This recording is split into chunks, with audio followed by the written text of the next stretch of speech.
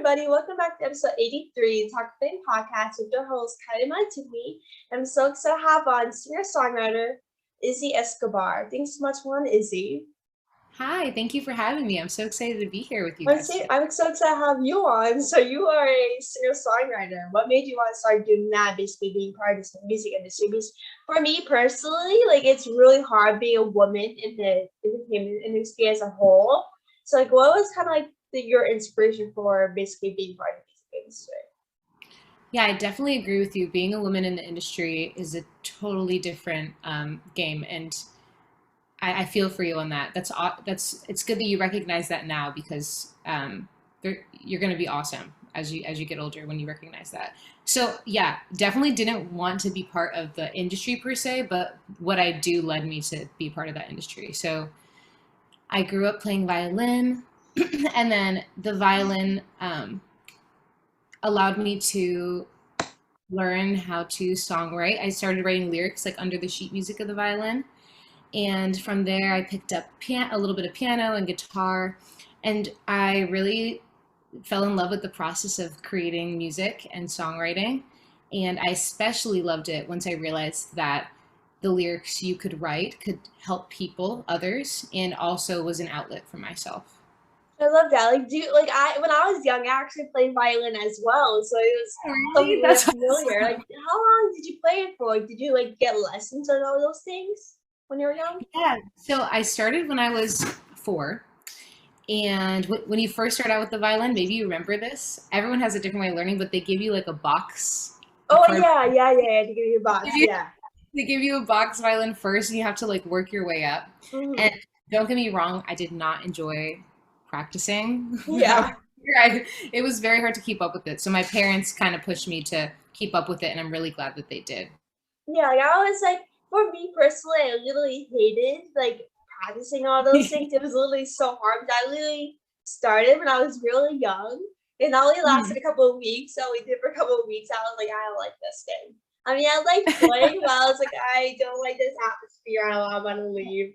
So it's definitely one of the most difficult instruments, and to keep up with it. So I get that. Yeah. So what kind of was your inspiration? Kind of with the whole guitar and everything.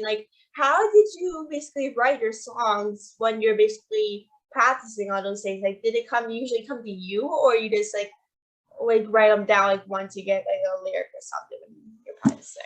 Yeah. And for me personally, I would, when I'm listening to something, I'm oh, I wish you had this lyric. Or when I play guitar or something, I'm oh, I think I should add this or something. Give advice on something. That's a talent that you have, because I think it's so cool the way that everyone perceives music differently, right? Mm-hmm. So that's so awesome that you do that. For me, it's I will either pull out my guitar or usually my piano, and I'll start creating some chords that I like, or even just beats on YouTube, and I'll start kind of improving what's on my mind or what I feel, what comes to me with the melodies. Obviously, if it's in major and it's a happy melody, then obviously I'm kind of going to be prone to write something a little bit different and uplifting. Whereas if I go on my piano and start making some minor chords, a different topic might come out. So it definitely depends on the melody. I say I write based on the melody. Yeah. Yeah, when I'm at my friend's house and she'll have guitars, I don't own a guitar. I will usually go to my friend's house and she'll have guitars, the ukulele, and actual guitar, and I'll usually play it. And I think to myself, this is a good thing to put in a song or something. I will usually come up with things in my head. I'm this is fun to actually do. I can do it. It's actually really fun if you really think about it. On a guitar, and for me personally, I will literally think of things to write in case for an interview or something. I think myself this will be a good thing to say during the interview, or ask someone put in a song or something. This is really fantastic. I really write interviews, write a song down. It's a little script or something. I'm really. That's amazing. Even though I'm the worst writer in the world. No, you're not. No, you're not. That's not true. In terms of writing a book, I'm horrible. In terms of writing that. You're amazing, and you'll get better and better as you get older. Yeah, for sure. So you like to bring hope and strength to those who may face their own struggles through your music. Why do you think it's so important to kind of show that to today's society? Good question. See, you're an amazing writer. Look at you writing these questions. Um, well, I think especially after and within when we had the pandemic and we were all inside, I think more than ever, it was a time of isolation. Mm-hmm. And everyone felt really isolated, like within their own minds and their own thoughts. And I think more than ever, we need to come together as a community. And there's very few things that I feel like can do that in this world. And one of those things that I think has the power to do that is music. I think it's Mm-hmm. one of the few arts that can really bring like masses together, thousands of people under one Mm-hmm. roof, or not even under one roof, but you could play a song and it can bring comfort to so many and make us feel connected. So I think now more than ever, especially after the pandemic, it's so important to come together. And the word community is really important for me to know that you're not alone. Exactly. Like since like the pandemic started, like everyone didn't know what to do. Like the whole world shut down, and we weren't allowed to leave our houses because everyone was like, "Oh, we don't know if it's Corona, the whole thing. Like we don't know. Like we just want to be safe."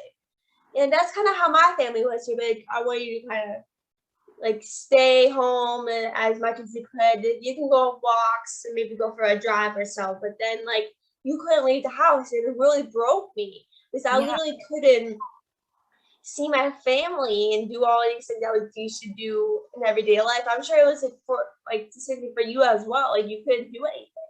It mhm. really bored me out of my mind. I'm like, I want to do actually do something in my life. That too, And yeah. like I literally broke down mentally. Like my mental health got really so bad I like know. during the pandemic because like I was so used to doing all these things for my family. I really miss my family and Hmm. all these things. Like I just really wanted my life back to normal. And I was really depressed on that. I was like, can this thing end? Like like I didn't know how to help myself because I was like, I can't do anything. Like how am I supposed to help myself if for now that I do anything to being home quarantined? And for every state, like it's really different. Some might not have a lot of cases, but like for me in Pennsylvania, like there were a lot of cases here down in Pennsylvania. So I really couldn't really do anything when the restrictions were all over the place and everything. So I'm like sick of this. Like my anxiety and depression got like an all-time high. I was fast crying myself to sleep every day. Like it was horrible. And like I was like, I'm done with this. I'm like, I quit. Like I just hate it. I'm like, I need to actually do something with my life. Like I was I like sick of know. it. Well, I think you're such a strong woman for getting through that. Oh, thank you. Like, did you ever have an experience during the pandemic? Like you would kind of felt like, oh crap, like this is horrible. Like I want to do Of something. course. Of course. I mean, I think everyone got to a point where it was really hard on mental health.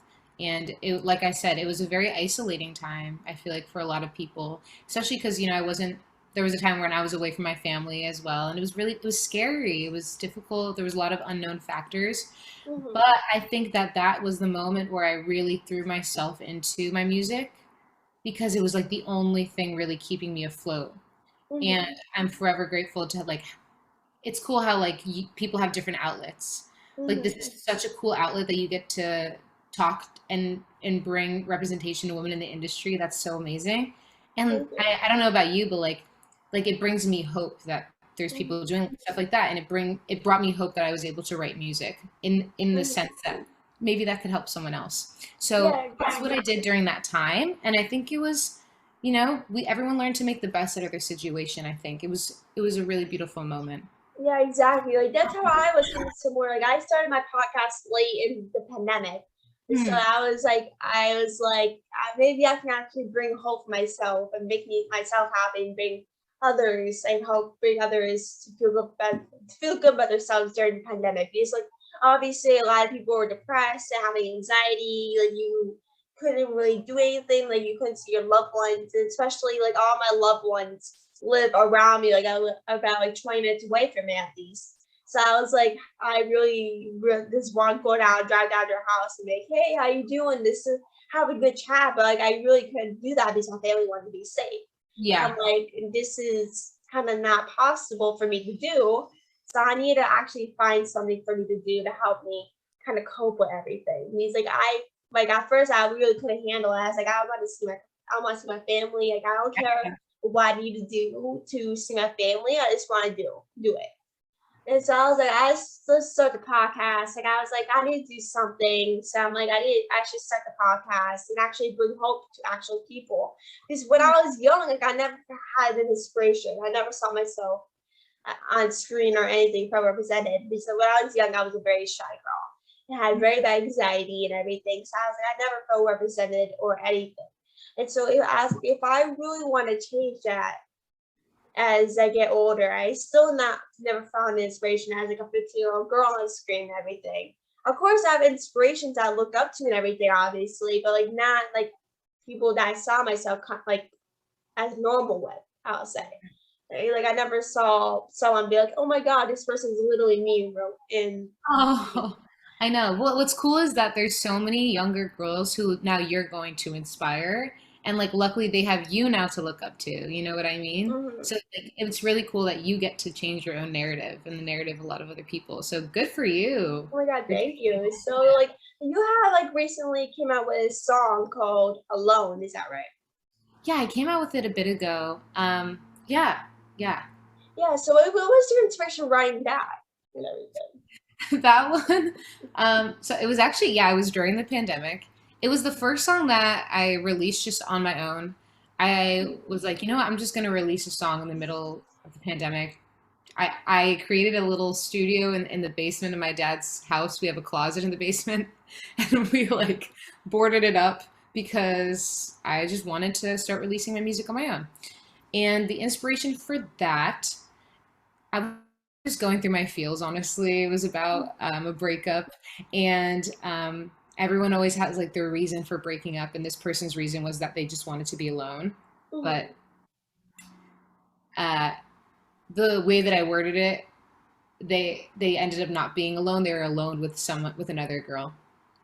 It was just a post breakup feels song. I feel like I needed to get it out for myself for healing purposes, and it was cool though because once I did, so many other girls reached out to me and they were like, "Oh my gosh, I went through the same thing with my last breakup."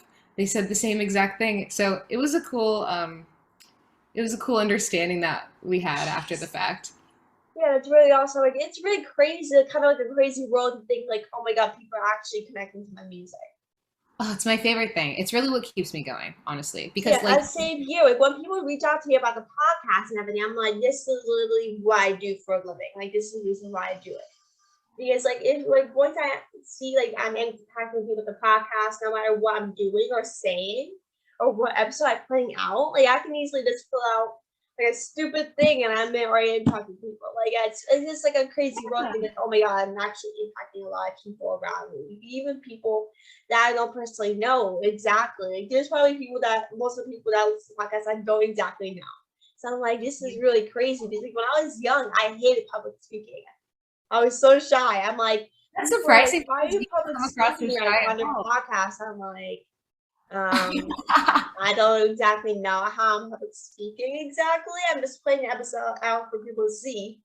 Like, That's so funny because you do not come across as shy at all. Like you seem like an incredible public speaker. So oh you my seem God, really really? why it seems. But yeah, I definitely agree. It's like we were talking about in the beginning. This industry is not the most amazing or supportive necessarily, but by doing what we love and then hearing like the impacts that you can have within other people and coming together as a community and bringing others hope, it kind of makes it all worth it, you know? So Yeah, it's exactly. it's how we can keep going. Exactly. I really couldn't agree on that more. And so how has like songwriting helped you mentally in terms of like mental health, especially during this kind of pandemic? It helped me a lot with like I said, an outlet and to express what was going on internally for me. I'm talking for me is harder than writing music. Writing music, Mm-hmm. it's like there's no barriers and I can just say what I want. And I feel like with chords in the back and instruments in the back, I can really emphasize those thoughts more so than talking. And Mm-hmm. it allows me to not keep them in my head. I can put them out somewhere in like a tangible way. Mm-hmm.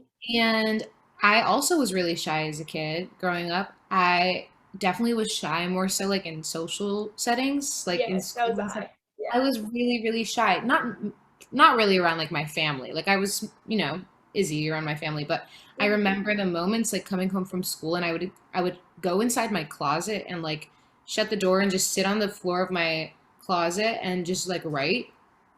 And Wow. I was really young. I think I was probably like 6 or 7, and I like vividly remember doing that. And that was like the moment when I was like, oh wow, I can have like a voice. Like I feel like I felt really voiceless because I was so shy. Yeah, me too. And then I was like, oh my gosh, now I feel like I can have a voice in some way. And then as you get older, you gain confidence to like share those words. Yeah. So mentally, it really helped me feel like I had a voice and then Mhm. amplify other voices. So yeah, it definitely helps to express yourself.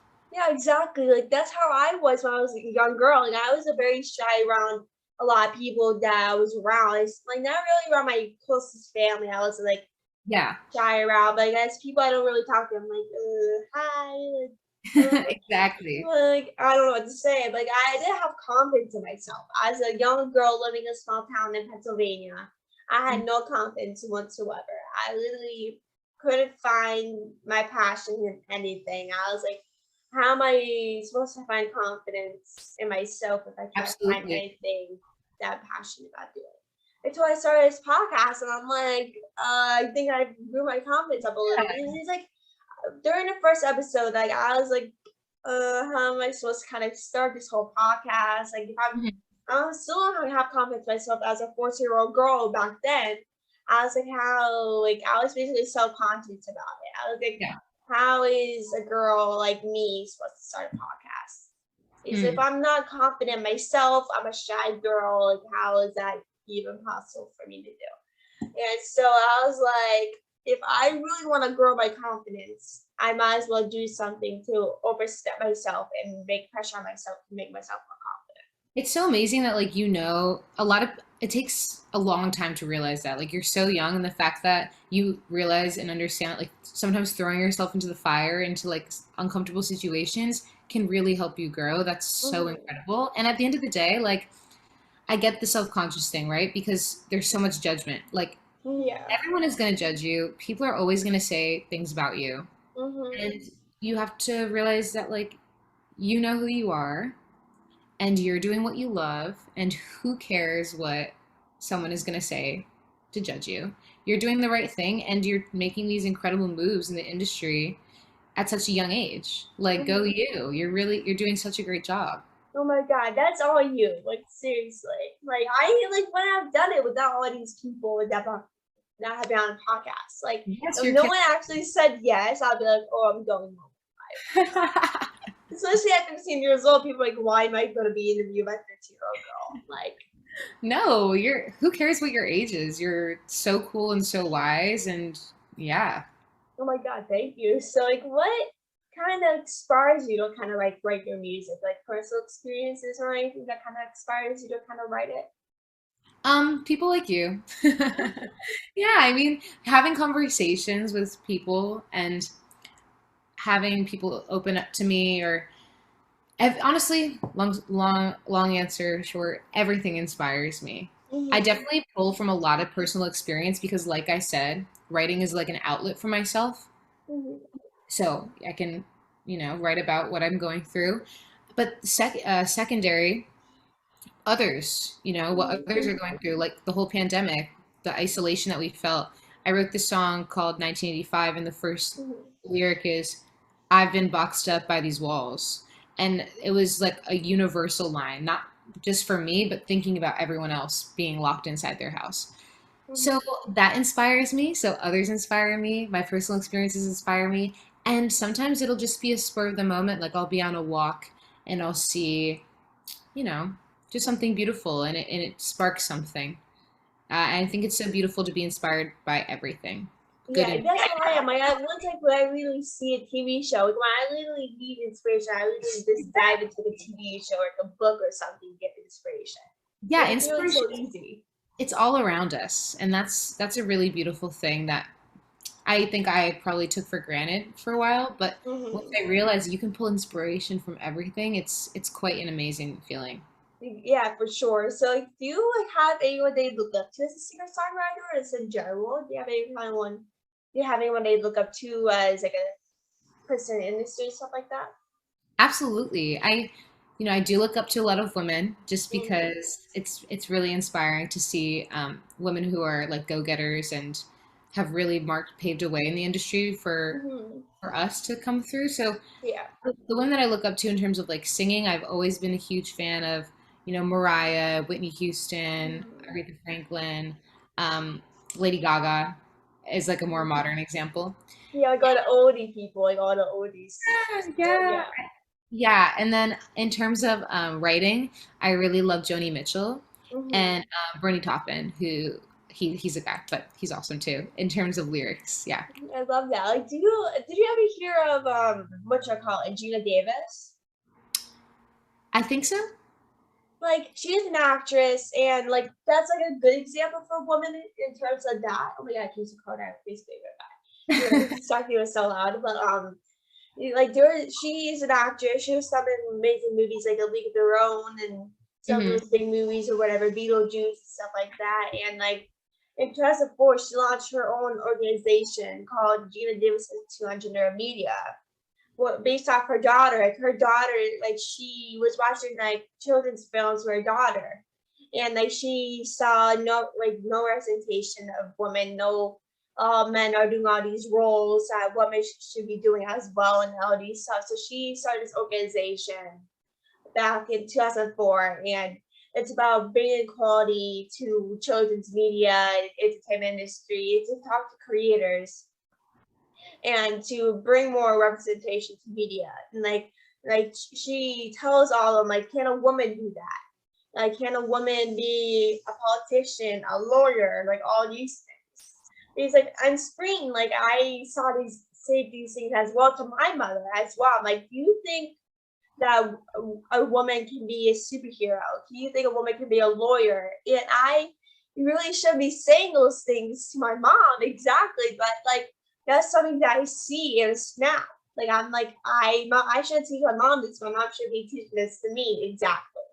And like that's how like aware I am with it because of Gina's Institute and all that. And I'm really and to be honest with you, this is my first time I ever saying this on my podcast. But Hmm. I'm creating this organization where I can't say too much about it. Like I'm creating this organization currently right now that is basically going to help um young girls and women in the industry, nonprofit organization where it's going to help bring all these young girls and women together and to bring more representation and to bring more girls and women to feel more inspired by the female characters, like women in sports, politics, industry, children's media, and all these things where I do like events, research, like spotlights, blog, and all these things, and all of that stuff to help spotlight all these women and girls. Wow, that's amazing. See, we need more people like you to Oh do my that. god. That's, Thank I you. mean, that's absolutely incredible. And women are just so strong. They're warriors. Mm, You know, we go through a lot, and women are just beautiful all around. mm, And I think it's so awesome that you're doing that, and you want to share more of women's stories and show more representation of that. Actress that I love is Audrey Hepburn, and mm. I think she is definitely a big. I just actually watched Breakfast at Tiffany's for the first Oh my time. god, really? Yeah, and I've I never know, right? seen it. I've never seen it, but I heard it's really good. Like I heard of it a million times. You should watch it. And I think one of the reasons I loved it was because she was so like unapologetically herself as a woman, Mm-hmm. and like she's just so boss and Mm-hmm. awesome. And she has this quote, and it basically says like the word impossible is split up really just means I'm possible. And I Mm-hmm. think it's such a inspiration to keep sharing women's stories who tell you that you can do it whatever it is that you want. You can do whatever a man does in the industry, if not Mm-hmm. outdo it. Yeah. So yeah, I love what you're trying to share. It's perfect. Thank you. Like, have you seen the Titanic? Actually, Yes. yeah. Like I literally just started watching it yesterday. I never seen it in my life. You've never seen Titanic? Oh, it's No.